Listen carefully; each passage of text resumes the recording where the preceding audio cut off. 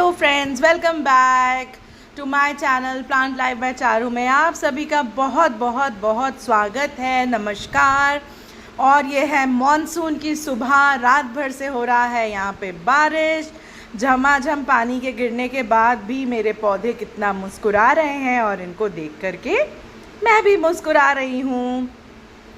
So friends, ये आप देख सकते हैं जो मैंने अपने वीडियोस में लगाए हैं, आपको दिखाया है। जैस्मीन का पौधा अब कितने अच्छे से फ्लरिश कर रहा है। इसके वाइट फूल बहुत खूबसूरती बढ़ा ही रहे हैं बगीचे की मेरी, और बहुत अच्छी स्मेल भी आ रही है, बहुत अच्छी खुशबू आ रही है। तो आज के वीडियो में हम बात करेंगे basic tips about your gardening. आपके गार्डन के लिए छोटी छोटी टिप्स एंड ट्रिक्स, आप इंडोर गार्डन कैसे सेटअप कर सकते हो, उसका कैसे ध्यान रख सकते हो। तो ये छोटी छोटी बातें हम आज के वीडियो में जो है डिस्कस करेंगे फ्रेंड्स।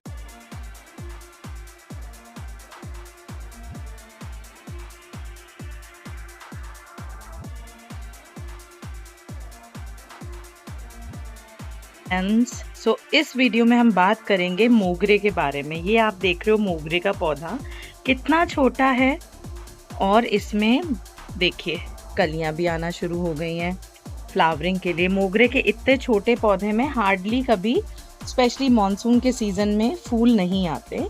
ये धूप का पौधा है, इसे जितनी अच्छी धूप मिलेगी और फर्टिलाइजर्स मिलेंगे, खाद पानी मिलेगा, तो ये उस हिसाब से ब्लूम करता है।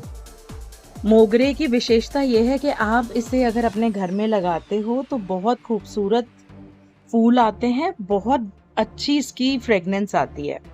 ये देख सकते हो आप। सबसे पहली टिप जो है मोगरे के पौधे के लिए कि इसकी रेगुलर सॉफ्ट प्रूनिंग होना बहुत ज़्यादा ज़रूरी है। इसमें कटाई छटाई समय से आप करते रहेंगे। जितनी ज़्यादा कटाई छटाई करेंगे उतने ज़्यादा नए नए फूल आएंगे, कलियां आएंगी और नई अच्छी पत्तियां आएंगी। दूसरी टिप है फ्रेंड्स कि इसमें ये देखिए कीड़े बहुत जल्दी अटैक करते हैं। कीड़े जो होते हैं इसमें बहुत जल्दी अटैक करते हैं इस पौधे में। तो आप हमेशा ध्यान रखो कि अगर आपको ऐसा हेल्दी प्लांट चाहिए कि जिसमें कीड़े अटैक ना करें इजीली, तो आप इस पे रेगुलर नीम वाटर का स्प्रे करो, नीम ऑयल का स्प्रे करो। इस चीज़ का ध्यान रखो। अगर आप चाहते हो कि इसकी बहुत अच्छी बढ़त हो तो कम से कम 17 से 18 इंची के गमले में इसको लगाओ, और कोशिश करो कि वो टेराकोटा का यानी कि मिट्टी का पॉट हो, जिस तरीके का ये है। और ऐसा पॉट आप रखो जिसमें मिट्टी जो है आपके क्षेत्र की मिट्टी हो, लेकिन थोड़ी सी पोरस मिट्टी हो। जैसे ये मिट्टी है लेकिन ये पोरस मिट्टी है, और आप देख रहे हो इसकी कितने अच्छे से गुड़ाई भी की हुई है। तो इस वजह से इस पौधे में एरिएशन प्रॉपर बना हुआ है, तो इस पौधे में कलियां भी आना शुरू हो गई हैं। तो ये चीज़ों का आप ध्यान रखिए।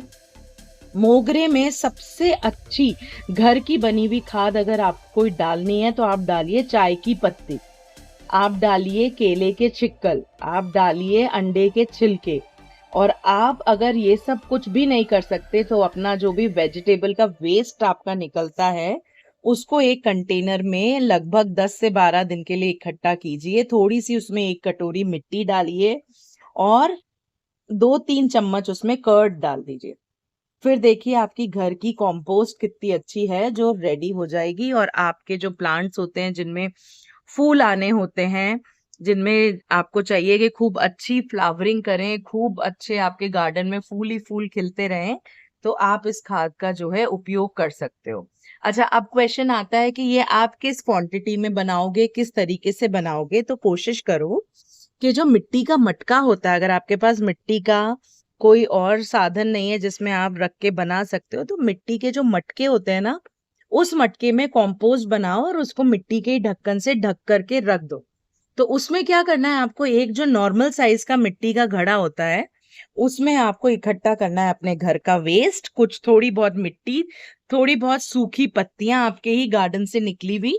आप जैसे जैसे आप छांटते हो अपने पेड़ों को, उसकी प्रूनिंग करते हो, तो कुछ सूखी लीव्स को हटाते हो, उन सबको आप उसमें डाल दो। थोड़ी सी नीम खली अगर आपके पास रखी है तो डालो, अदरवाइज जरूरी नहीं है।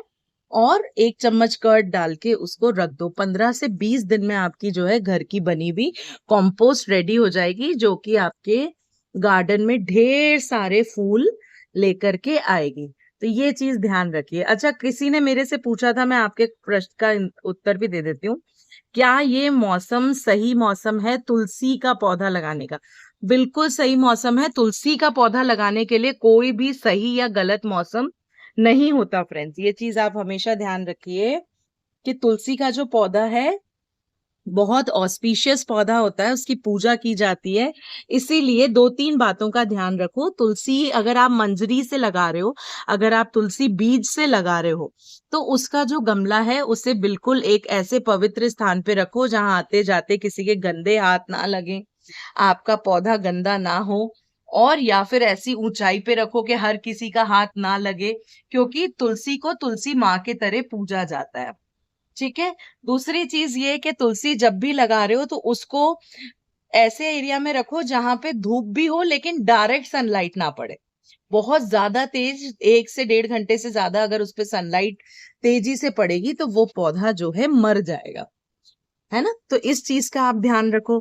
प्लस आप तुलसी में अगर गर्मियों में लगा रहे हो तो वाटरिंग का खूब अच्छे से ध्यान रखो। तुलसी में प्लीज आप किसी भी तरीके की खाद मत डालो, ज्यादा जरूरत नहीं होती खाद की। आप अगर तुलसी लगाइए, जैसे ये तुलसी देखो आप, ठीक है, अब ये क्या है, एक डंडे की तरह बढ़ रही है ना, इतनी पतली है। अब अगर हमें इसे घना करना है तो हम इसके ऊपर की जो टिप है ये तोड़ देंगे।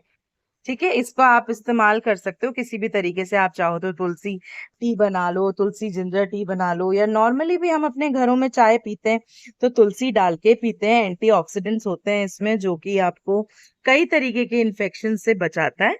तो बहुत ऑस्पिशियस प्लांट है।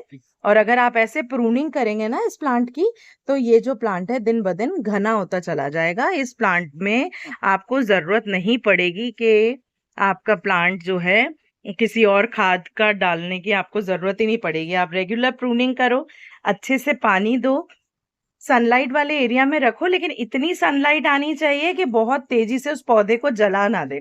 तो ये कुछ कॉमन सी चीजें हैं जो आप अगर ध्यान रखोगे तो आपका तुलसी का पौधा जो है कभी नहीं मरेगा। अब आ जाते हैं हम हमारे बोगनवेलिया पे। तो ये देखिए दोस्तों, ये गमला मेरे पास पड़ा हुआ था और ये जो है पूरा प्लांट मेरा, ये देखो आप कितना अच्छा हो गया है ये प्लांट।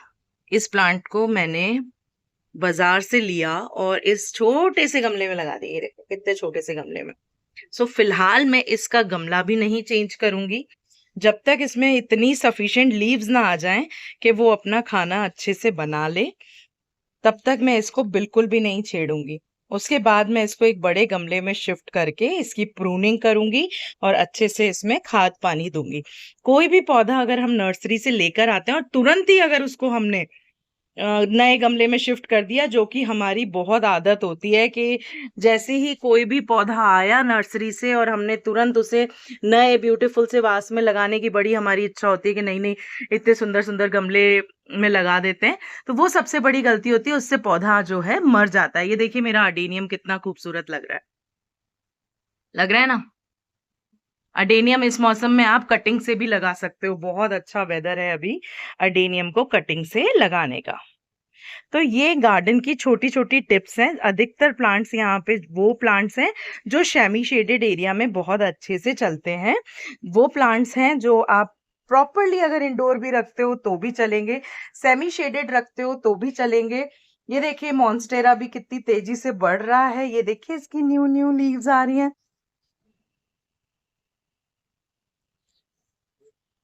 अभी भी फ्रेंड्स मुझे लगता है कि मेरे गार्डन में पौधों की बहुत कमी है और आप मुझे सजेस्ट कीजिए कि मुझे और कौन से पौधे रखने चाहिए।